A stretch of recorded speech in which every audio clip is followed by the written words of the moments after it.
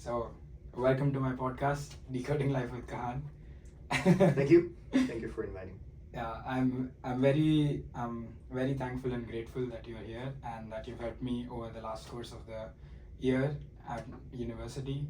And I would just like you to give a quick introduction of yourself, if you would.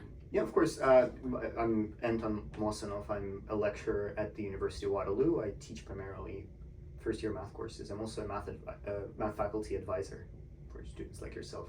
Perfect. And if you can say something about your interests out of being a lecturer or anything that interests you in general. Well, I mean, I have a deep appreciation for math. I've been doing it for now more than half of my life. I've been in university. I've been teaching for 5 years, and of course, it's a fantastic feeling to converse with students. To help them grow, see their growth.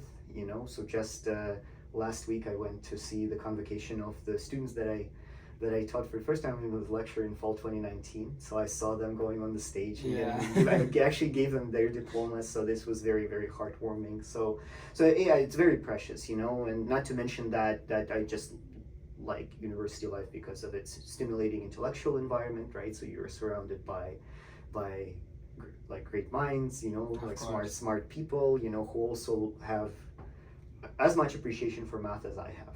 Yeah. Right? So, if not more. So. And across these years, how have you seen, what are general problems that you have seen students tackle at university generally? With the most generic one, I would say, right? And the most generic ones are probably some systemic issues that are embedded in educational systems in different countries, right? So specifically in Canada, the gap between math education in high school and math education in university is so big, it's such a big jump, that for many students it is overwhelming, like you said, right? So for many students it was just, they have this perception of mathematics in school that is you just follow an algorithm, you just find an x, and that's it. But when you go to university, suddenly you realize that that math is so much more than that, and there's a lot of deep processing involved, and the study strategies that worked before, like for example memorizing an algorithm, they don't work anymore. You just can't approach things the same way. But then at the same time, how would you approach things differently, right? So you need to readjust how you approach your studies, and for many this is a very difficult thing to do. And again, so I don't think it's students' fault. Like some of our students, of course, they come from excellent schools, maybe they went through like an IB programs, or maybe they come from countries where the mathematical education is particularly strong, and that is so, and they persevere. But for so many it is a challenge. So that is the first thing. The second thing is we need to understand that when students come in, they are young adults, right? Yeah. But and as young adults, right, so they're kind of in this transition phase. Many of them are still teenagers, honestly. Yeah. And as a consequence, there's so many other things that affect, right? So like many of them lack self-awareness, I would say, and time management skills, like all of that, right? All of these things that are so important, right? Reflection about sort of yourself and your approach to things. And this is something that, of course, university helps to develop. And actually, we in Waterloo we have like services that help, like the student success office. We have lots of resources, but you need to find these resources, right? So Yes. So not so many students are aware, even though we do our best to inform students of where they can get help with that thing, And even if you are aware, it's like it's not just easy to say, oh, I'm going to be better at time management. Yeah. It's not just like intellectually, right? It has to like sort of propagate from just your intellectual understanding to your actual practice, right? That you practice, practice things. So that is a second thing, right? Not to mention that there's other factors that come into play. Things like it's youth, so it means that there's love and hormones and all of that. So that also interferes. Well, that interferes, right? So there's also you need to be able to balance exactly your studies with other things going on in your life. So these are the two generic things that I would outline. And but there's also like things that are more specific from student to student. So things that I would emphasize is like I myself, I came from Russia, which is quite a conservative country, and we had strong math education, but it's basically either you succeed or you're gone, you know. So it was like very geared towards like Olympiads and like this sort of results. Very, but also like very sort of deep mathematics. Even though, let's be honest, not everyone needs mathematics to certain depths, right? So maybe some view it as a tool, right?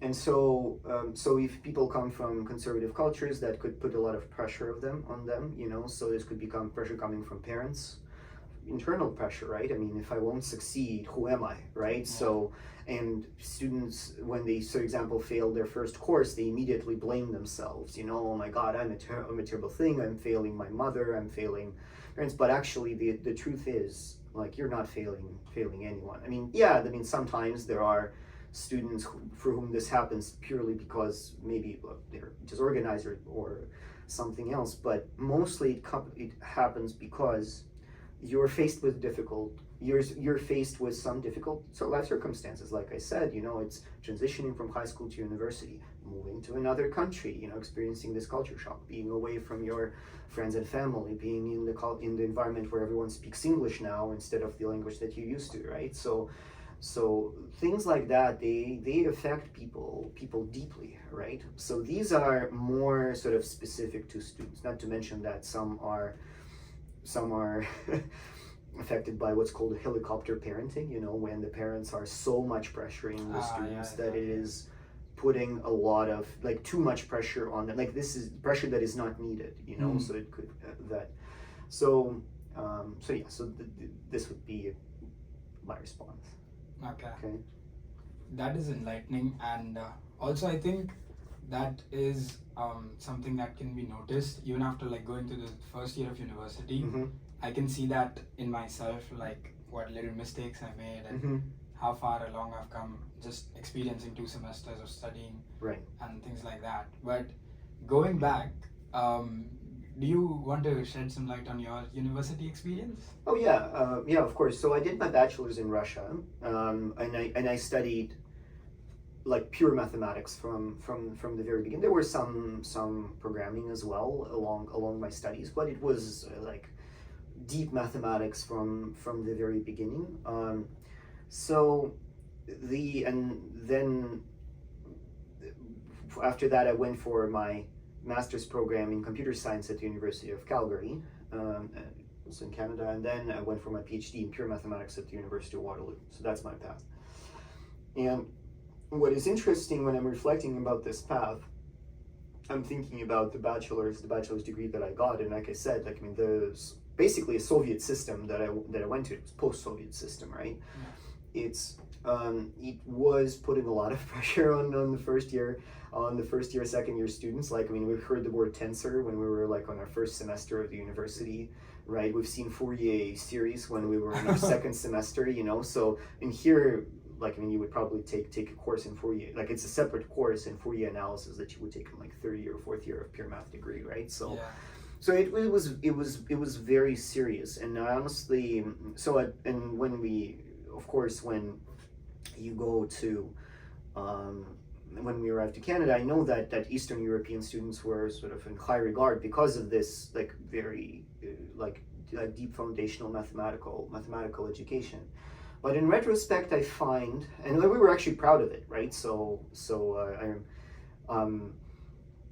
But in retrospect, I find that what they tried to do in our bachelor's years, they were actually trying to fit too much in our heads.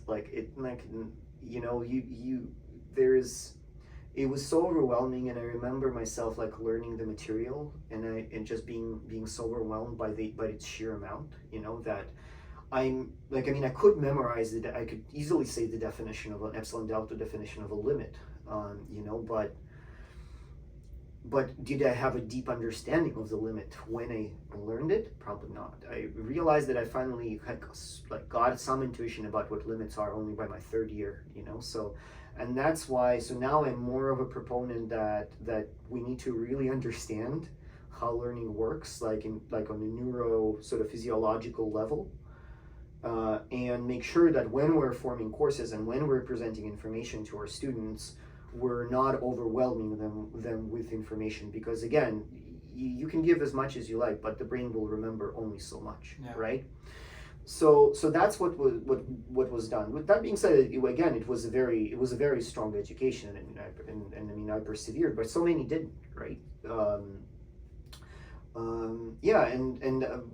The education in my master's in PhD, I mean, it was just a regular like grad school stuff. I'm not sure if I can say anything more. It was really fun. I particularly loved my times at the University of Calgary. There was a beautiful community of like-minded people there, which I cherish. So that is lovely to hear. Yeah.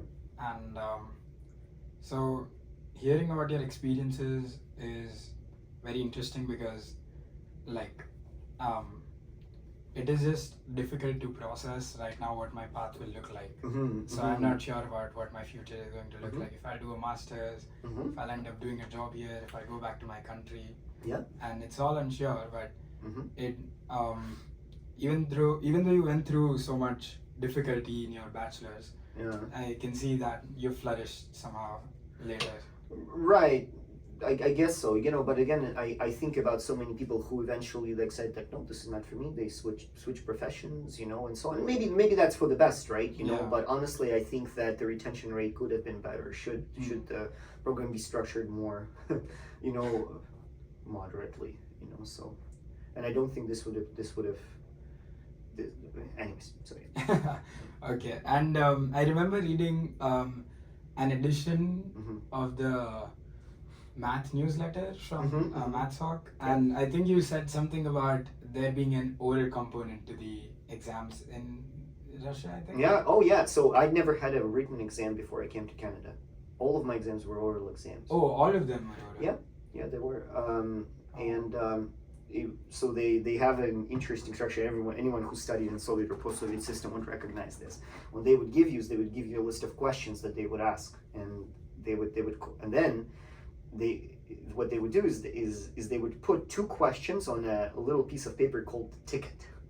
So they have a bunch of tickets, and there's randomly distributed, and you select one ticket, and there's only two, or sometimes more, but typically it's two questions, and you need to answer these specific two questions to the examiner. But the examiner can ask as many questions to you as they like, So I will admit that I'm a big proponent of oral exams. I did oral exams when I taught more advanced courses here in Waterloo, and even one time in first year.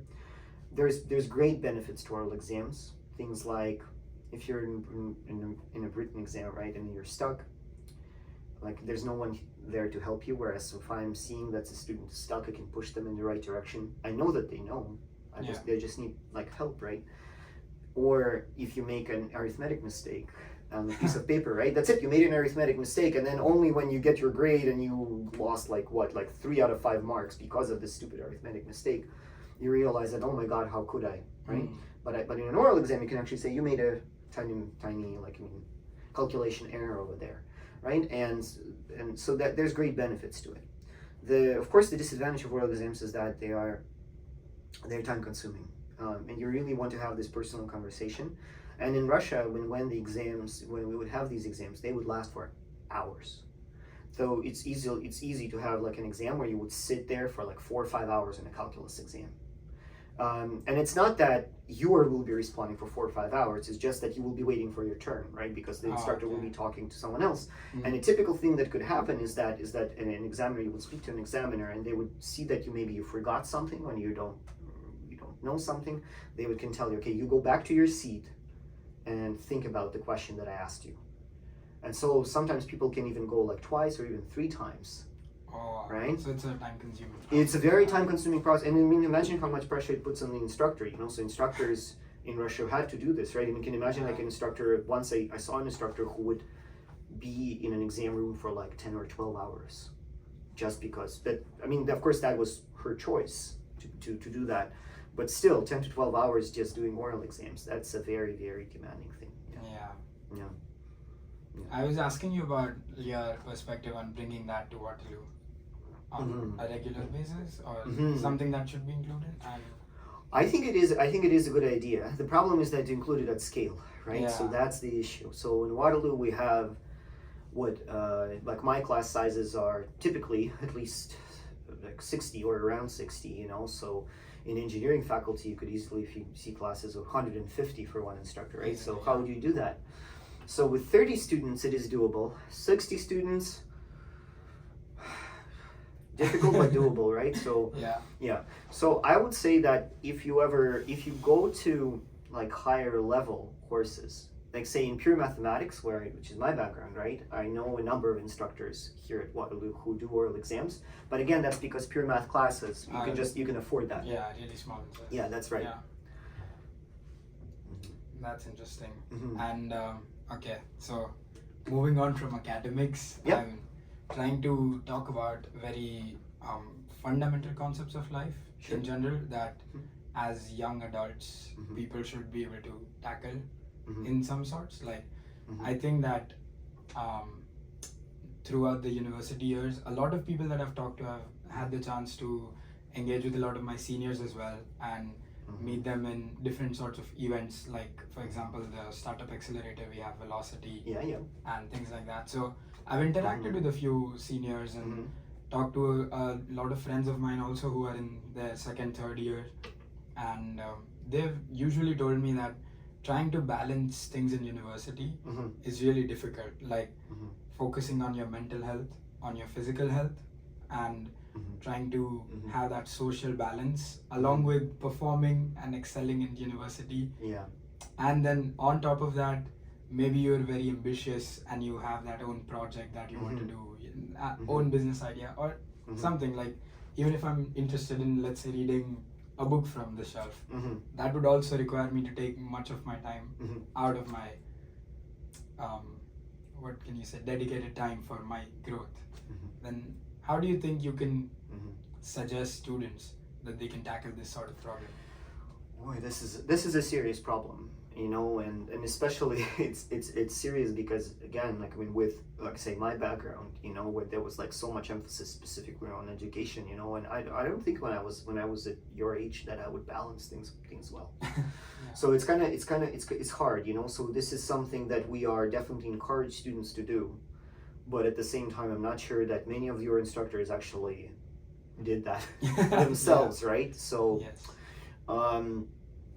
so one of the interesting obstacles to the things that you're describing is that sometimes there's different courses as well. Like certain courses, they're designed like smartly. Let's put it this way: we say that a course should not take more than say 8 hours, but some courses are not like that, and you will encounter courses that are so demanding that they will take way more time than that, right? So yeah, ideally, I mean, if you have 5 courses, each one takes you 8 hours to study, so it's 40 hours. So it's like essentially a full-time job, right? And then you have all of this time on the side. But the reality is not like that in university, unfortunately.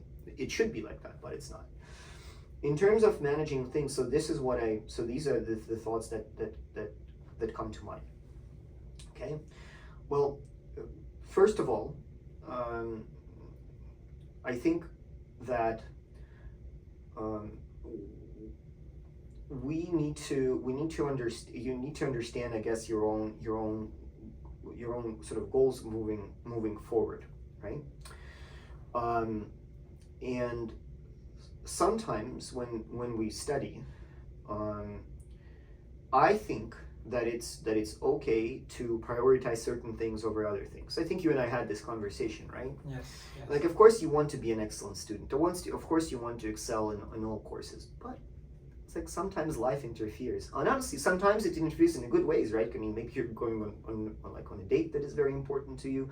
Maybe there's an important like business meeting that you're, you know, like with your startup or something like that. Or maybe you just honestly, you're so overwhelmed that you need to take a rest. And from that perspective, I feel that sometimes saying that, you know what, I'm not going to do this assignment. I honestly think that, or you know what, I will promise to myself that I will review it later, you know, and I will do it later. But right now, it's just too overwhelming. There's too many other things, you know. I have to prepare for this midterm. I have to do this. I have to do that. Like, it's just too much, you know. Or maybe I'll ask for an extension and so on. So it's very important to understand that even if you miss certain components, that is okay, you know, sometimes. So that is one thing to remember, right? Second thing to remember, I think that the time management is very important here, and it's very important to understand the nuances of how to learn effectively, right? Definitely. We have, like I said, we have a student success office, and we have like fantastic people here who talk about these things, like Dan Wolchuk. Watch his videos. They're incredible, right? So videos about how to learn effectively, right? And I think that if you are aware of what an effective study looks like, you can really, it will really help you to schedule things properly, so that you are not overwhelmed, you know. So there's basic examples like, I know that all of us want to like do an assignment and watch Netflix, but the effect is called divided attention. Like, your brain is in two places at the same time, and we're actually very bad at this, you know. Unless it's something like a muscle memory, you know, like, I mean, you're driving for your whole life and you can just drive and listen to your radio, that works. But doing two cognitively demanding tasks, like watching Netflix and doing an assignment, it's just like, don't overwhelm your brain, you know. So if you want to save time, just focus on one thing, like really focus on it, you know, and do it. And there's like other great examples of how people, like, for example, sometimes people say, oh, you know what, on Tuesday I'll do calculus, on Wednesday I'll do linear algebra, but research shows that it's much better to do instead of studying for 3 hours in one day, study for 3 days for 1 hour, right? All of these things, you know, they can help you in building your day in such a way that you will have that extra time for going to the pool, you know, or like playing tennis or racquetball with your friend, you know, like playing ultimate frisbee, you know, or like, I mean, engaging with you know, like a hackathon, right? Which is so important, right? Right. These are my recommendations, honestly. And again, like, I didn't follow many of this when I was in, but right now I'm actually also taking some courses just for fun from the university. Yeah, I'm just taking basic French online courses. Oh, that's nice. But I'm trying to implement that, you know. So I'm also trying to do that, and you know, so so this is my response. I think that learning is a lifelong process. Like, nobody can never like stop learning. Absolutely. And that is why I think it's so important. While you're here, like, we have excellent people who can recommend you resources on how to learn effectively. And when we're saying learn effectively, we don't just mean learn mathematics, or we don't just mean learn effectively in university. Like, these things, they really apply everywhere. Okay. Just the art of learning. That's right. You know, so you're absolutely right. These, like, if you pick up that skill of effective learning, you will be able to carry it through your life. Most definitely. And I think it's hand-in-hand process, like trying to understand mathematics effectively, like understanding mathematics, what I've learned so far, and understanding how to learn. Both the things go hand in hand, because I understood that my perspective needs to change in both the things that I'm doing, and like just understanding shifting my focus from solving a problem to understanding where the problem is coming from, why it is being solved, and those kinds of questions that I've answered have really took a toll on me in the first couple of months, but then I can see the result of that coming in my grades and in my patterns of studying and generally. Oh no, you're right that I mean, there are certain generic sort of techniques that apply to learning anything, well, like, I mean, just to French and mathematics. But of course, mathematics has its own specifics, Yes. right? I mean, so when it comes to like approaching math, you know, and one of the things that is sort of what you're describing, I feel, is basically deep processing. Yes. Okay, the term. Because quite often what I think our students do is they're given a problem, and what they do is they just look at a bunch of like exercises, they try to mimic the pattern in which these exercises are being solved, and then they go on the exam and they can't do another example, you know, because again there's because we just changed like number 2 to number 3, and suddenly things are kind of different. And the reason why they can is because it's what you're describing, right? It's because there wasn't deep processing there. Our brain is actually kind of a silly thing, you know? Our brain always tries to get away with the easiest path. It doesn't like, learning is a struggle. Our brain doesn't like struggle, so we have to force it to a little bit. We have to push it in the right direction. And you're absolutely right. When you're processing mathematics, asking this deep question, you know, like, okay, integrals, who cares about integrals, right? But then you realize that no, actually, I mean, connecting them maybe to your own like knowledge, like maybe in the finance field where you will go likely, right? You will look at statistics, and statistics will look at certain distributions. And if you integrate, integration there, what is it? It's called the density function. That's right. Yeah, if you integrate PDFs. the density function, right? PDF, you integrate the density function, right? What are you going to get? You're going to get the probability of certain event happening, right? All right. And so not necessarily a bell curve, but depends on your distribution. But you get what I'm saying, right? I understand, yeah. So there should be that you need to connect deeply to what you know, why is it there, what is the motivation, why are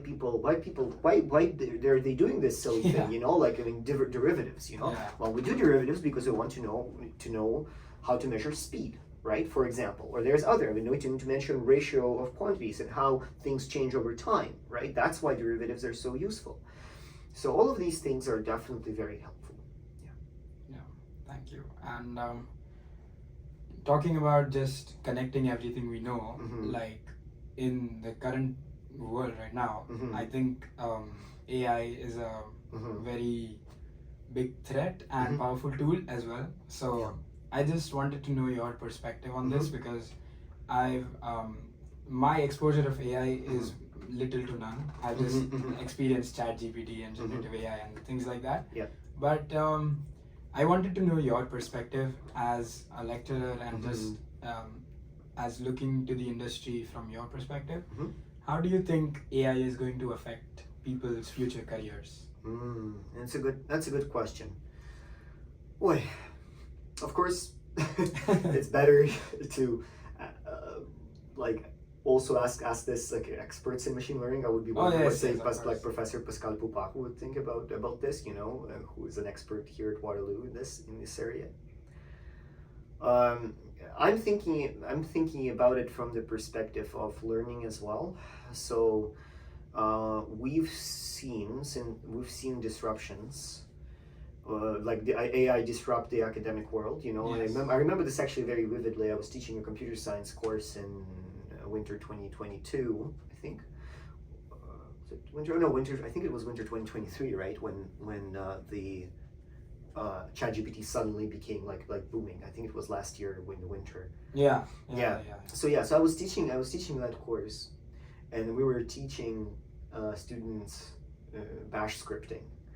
And the cheating just like it was all like submitted online, you know, they're doing things, and the cheating just boomed. I think it was like the highest cheating rates that I've seen, because ChatGPT was doing a pretty good job at writing bash scripts, you know,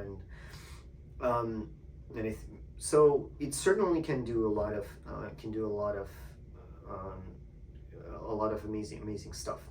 My concern with ChatGPT is that it is very important to engage with it in a way where you can critically process what it is telling you. Yeah. If that makes sense, right? Yes. So I don't mind a student using a ChatGPT, for example, for learning. Right? You can ask, ChatGPT, can you explain to me this? Can you explain to me this? You know, and It can do a really good job at explaining certain things, but at the same time, how would you know that what it's telling you is actually correct, right? So I give you a good example. So my colleagues organized at one of the conferences, they organized a session about ChatGPT, and they did an interesting exercise. And the exercise was like this. They said, they're all mathematicians, and they said, okay, here's a painting, I think, like, let's say Rembrandt, right? So you look at the painting of Rembrandt, and they asked ChatGPT to write a description, like, but not just description, but saying that, like, from the culturological sort of, like, artistic perspective, the techniques being used by Rembrandt, and all of that. And ChatGPT wrote a fantastic, what they thought, piece, right? So they read it, they're like, oh, they really did a good job, right? But then here's the problem, and they said, but none of the people in the audience are experts in art of that era. How do they know that what ChatGPT gave them is a good thing? If you would invite an expert on Rembrandt's art, and who would read that response, what would they say? And you would say, well, and suddenly you realize that because you don't have expertise, you don't know if what you're given is good or not, right? That's bad, yeah. So that is a thing to be, let's say, concerned about, if that makes sense. So I would be very careful. If you don't have an expertise, and you don't have this sort of culture within you of, like, research and deep processing and verifying information against other sources. If you don't have that, and first year students quite often don't have that yet, right? Because you need to be very cautious about using this, right? Because how do you know if what you're given is something good? But if you do have that culture, a good example, I have a friend who's transitioning to industry right now, learning about machine learning, and uses ChatGPT for it. But the guy has a PhD, right? Yeah. So has all of these, like, research abilities, so when he's, like, using ChatGPT to help him with, like, oh, can you interpret to me this function and so on, he can actually critically analyze what the ChatGPT is saying. He also has programming experience. He just used, like, learning about PyTorch for the first time, right? So that's the thing. People are currently asking if AI will disrupt, like, higher education somehow. I don't know. Like, Dan Walchuk, like, once, I think, said a good thing. Like, we thought about so many things that they would disrupt education. Like, we thought the same way about computers. When computers appear, that they would disrupt education. Yeah. But no, like, we still, so look what happened, right? Computers help us in our education. But did they really, like, disrupt? No, we still go to lectures, right? You're still listening to direct instruction. We're still writing exams and so on. Yeah. So I really don't. So we'll see, if it will be, like, a real disruptor. If anything, I think it will be just sort of one extra thing that will be a big part of our education environment. I think it's a big asset if you, like you said, if you know how to tackle the situation of verifying information, researching, and just using it for the right things. Yes. And I think plagiarism is a very big issue now, that ChatGPT is so easily usable. But I think, apart from that, if people actually have the right mindset towards it, yes, then it can be used as a very great tool. Yeah. And so the AI concept is really interesting. Yeah, what are your thoughts on the AI? But my thoughts? Yeah. Okay. I remember vividly the first time I had had exposure to AI, to ChatGPT, was way back when it got released, like just the testing stages of it, I think. And my friend told me, hey Kahan, do you want an essay to be written? And I'm like, yeah, sure, you can do this thing for me. And he wrote the essay for me in a minute, and he sent it to me. And I was like, how did you do this? And I was very fascinated. Like, I knew about AI, but I did not know that it could do such a good job. And then I was just fascinated, and then I went to ChatGPT, and then I told me to teach me some concepts like a 5-year-old, and I told it to do something for me, and that cycle kept happening, and it was very fascinating. But I think that it's very easy to get lost in that process. Once you find that very easy thing, that, hey, can you give me this? Can you give me this? And you keep doing that over and over, then it's Right. easy to lose touch of originality. And often people, I think, are getting lost in that. Like, for example, math majors, some people I know will do their assignments and everything on their own because ChatGPT can't do good math. Like, I think it does, it makes a lot of mistakes. But for example, communication courses, they wouldn't do assignments on their own. That would take like 30 minutes or an hour that they have to write. So I think people are losing sense of their own self and their own knowledge with ChatGPT as they use it more and more. So I'm trying not to use it as much, but to gain a little perspective or do menial tasks that wouldn't require much understanding from me, but it's just like time crunching, then I think I can use that as a tool. Yeah. But yeah, apart from that, AI is very interesting. I really have to see how much it affects me, how much it affects people around me, and through the next 5-10 years. Yep. I'll see the effects of it.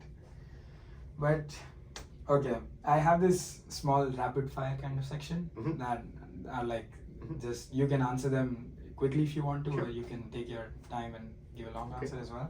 So the first question is, what's the best piece of advice that someone has ever given to you, or in hindsight that you think? I will tell you, it came from my really good friend and teacher Rob, the person who taught me English actually. So so Rob was he was my teacher of English back in Russia for a short period of time, but he was one of the first people to like mention even an option to go and study abroad.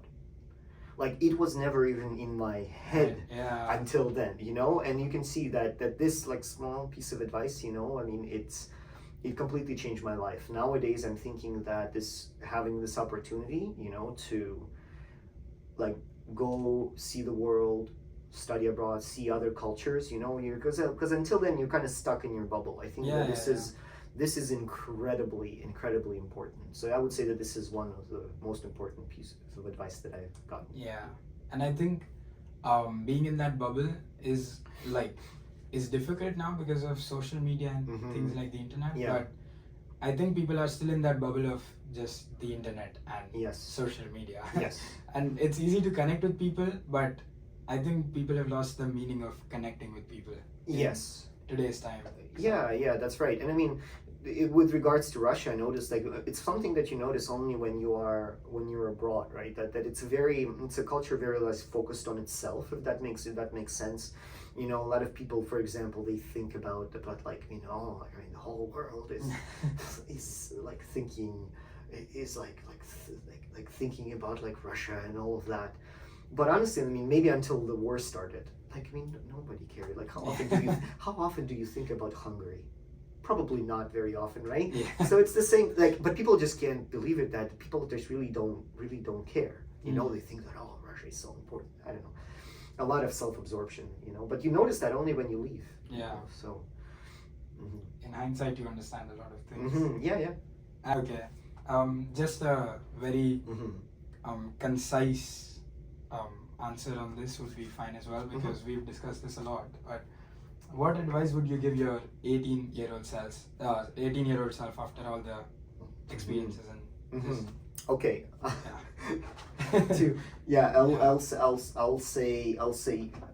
I'll say three things.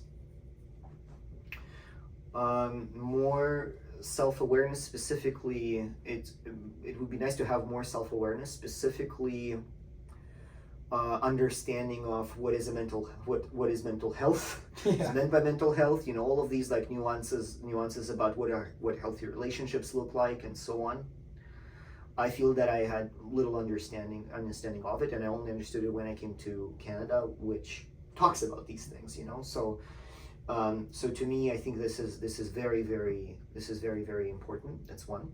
Second thing is, I would be nice to know all of these effective learning strategies that I spoke about, because I don't think, like, in retrospect, I find that so many of my habits as a student were just like strange, So to give you an example, my course notes were perfect. Like they were so beautiful. I had beautiful handwriting, everything. Like had like ruler, and, you know, and, like you know, like emphasizing and so on. Like they were so good that even my teachers, like I scanned it for them so that they could use it in the future. Oh. But did I really understand what is written in there? No, because I was so focused and absorbed on keeping them beautiful, right? So use the priorities, right? So it's just ridiculous. So I wish that there's that certain things, right, that I need, that these sorts of learning strategies I would know them better. So that is a second piece of advice that I would give to myself. I don't know, would there be a third one? I think it was something else in my head, but I kind of forgot it. So maybe I'll send it to you. Come back to it later. Yeah. If you think of it right now, it's fine. Okay, and what is a very life-changing an event that happened which was impactful to you, but like in the moment it was negative, but in hindsight it had a like big positive change on you? Moving on, like if you want to talk about something that it has to be a negative thing.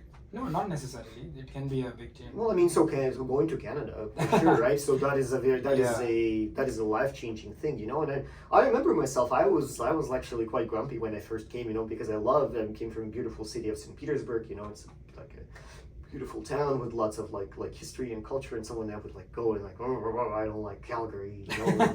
But no, actually, in retrospect, I find like my mind completely changed. Like, I mean, so I absolutely love Canada. I think that this was a life-changing experience that has taught me so much, you know. And that's why I'm saying that it's so important to go and like live abroad and see the world and explore life and so on, right? Because so for sure it would be that. Okay. And you can answer this or you can choose not to, but do you have any regrets in life so far? Regrets? Oh, that's the one that I wanted to say about the 18-year-old myself. You know? So when I'm thinking about, like, I'm looking at you, and when I listen to your previous podcast, how you talked about this like creating more like financial security and so on. So one of the regrets is that I've learned about, like, money never interested me, and I'm not sure that it interests me to this day, but I actually think that this is bad. I think that this is not a good thing. And when I took I took my first like financial literacy course when I was like 30, you know, just because I wanted to do it for fun. And I see that a bunch of like 18, 19-year-olds, and I'm learning that, you know, I mean, it's one thing when you started saving up and you're starting to investing at 20, completely different thing when you start investing at 30, right? So these 10 years, they actually play a big difference when it comes to accumulating wealth. Yeah. When by the time you retire, right? Yes. They play a crucial role. And I am so I'm part of me is actually kind of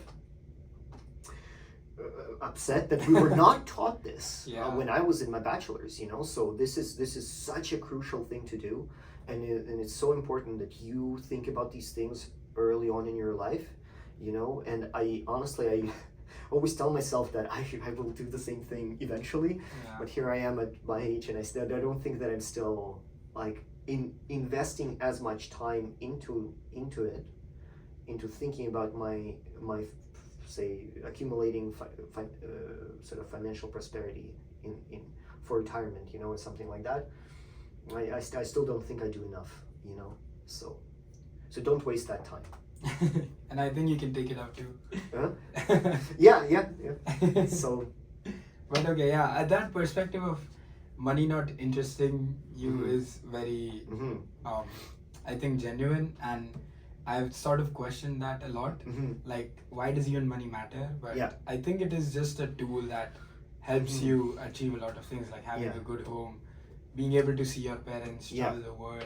That's things right. Like that. You are absolutely right. That's exactly what it is, right? It's not about like becoming a millionaire with a yacht, right? But it's just about, you know, like affording a lifestyle that you and maybe your children deserve, right? And you know, that is absolutely true. And just one last thing, that you told me that I had an interesting conversation about spirituality in my first podcast. Yeah. And I just wanted to know what your thoughts are about spirituality and how it, ties a lot of things in our life. Well, yeah. Yeah. This is a very interesting one. So I'm thinking about these things, So I mean, again, spirituality is not the greatest. Is not the greatest word, Yeah. So, but I like the perspective. So I'm practicing meditator. I personally find meditation very, very like calming, and grounding, like practice for myself that helps a lot my mental health, and I believe in this perspective on spirituality. If you've never heard of the guy, his name is Sam Harris. Sam Harris has a book called Waking Up, and it's about, you call it spirituality without religion. Yeah. So he advocates, he's like I think he's like PhD from Stanford or something, so very, and his approach is to how he argues certain things is what appeals to me as an academic. Like, he does it more or less scientifically, and so he argues for spirituality without religion. So I do think that it's very important for people to like reflect about these things, like how to be a good person. It's like and all of that. But in my practice, the way I understand it, right, is that we have a great power, right, in here, in our brain, in our mind, and we don't really, like, we learn so many things, like we'll learn mathematics, we'll learn about like financial and like machine learning, with it, so many things to learn, like, all right, whatever, but we actually never learn how our mind functions. Yeah. And honestly, quite often we are not we only think that we control our minds, but actually in many ways it's our mind that controls us. Yes. A typical example is that how often do you find yourself, like, I mean, if you learn to observe your thoughts, how often do you find yourself being caught in thinking? And you don't even want to do that. You don't necessarily want to do that, but it's just that something happens and you just realize, oh my God, I was thinking about, like, like a concert I went to last week, or I was thinking about this argument that I had with a friend like 5 years ago or something like that. It just appears in our mind, right? So, and this happens all the time. And the reason why it happens is because we never practice control over our mind. And this is what I think meditation practice allows one to achieve. Yeah. Okay? So it teaches you how to observe your thoughts, not being caught in your thoughts, right? Not being caught in your feelings, right? So when you stand in the line, it takes too long, and then suddenly you become frustrated. Why is this line so long, right? So why does it take so much? And but the truth is, you have nowhere to rush. Like, it's not that you need to be anywhere. The frustration just arises in you, right? And it arises in you because you don't know how to control it. You don't, because you're not really, I was going to say, you never taught yourself how to listen to your body, listen to your mind, how to control them, how to calm them down, and all of that. And that's what spirituality, in very basic terms, sort of helps me to achieve. And I wish that this was more broadly known, but apparently not too many people are aware of these things. So. And I think that a lot of people are like, don't understand the how can I put this nicely, the power of the subconscious mind. Like, absolutely. Oh yeah. A lot of people just live on, I think, just muscle memory automated mode. Like, they just walk, they do things that they're given. They keep doing that, and there's a lot of less analysis, and I think that is a big problem. Along with one thing that a lot of I recently read about this and talked to someone about this, that some things that have happened with us in life, they stay in our mind subconsciously. Yes, absolutely. It's very important to bring that up with yourself, and and reconcile, certain deep, because quite often, I mean, if a traumatic event happens, it just goes like deep down. And it's locked in your chest. and it's very strange, but like you said, it's still there, and it affects you every day. And you need to bring it up. You need to work through it. You need to reconcile with what happened or something like that, right? And we just don't do it. No, we just shove things into subconsciousness. You put it very, very succinctly. There's another interesting thing about that I notice about the everyday world, is that it's the everyday world. It's very fast. Yeah. Like there's all like electronic devices all around us. It like catches us. The news catches.